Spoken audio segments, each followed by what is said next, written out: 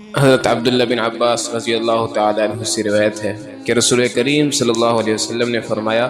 کوئی دن ایسا نہیں ہے کہ جس میں عمل صالح اللہ تعالیٰ کے یہاں ذی الحجہ کے 10 دنوں کے عمل سے زیادہ محبوب اور پسندیدہ ہو۔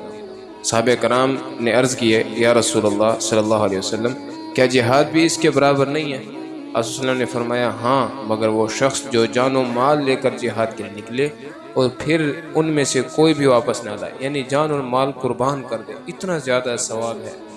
ایک اور روایت میں ابن عباس فرماتے ہیں، سرکار دو عالم صلی اللہ علیہ وسلم نے فرمایا کہ عشرہ ذی الحجہ سے زیادہ عظمت والا کوئی دن نہیں، اور نہ ان دنوں کے عمل سے اور کسی دن کا عمل اللہ تعالیٰ کو زیادہ محبوب ہے، لہٰذا تم ان ایام میں تسبیح و تحلیل اور تکبیر و تحمید کثرت سے کیا کرو۔ اور روزے کے حوالے سے ابو ہریرہ رضی اللہ تعالیٰ عنہ کی روایت ہے کہ اگر کوئی شخص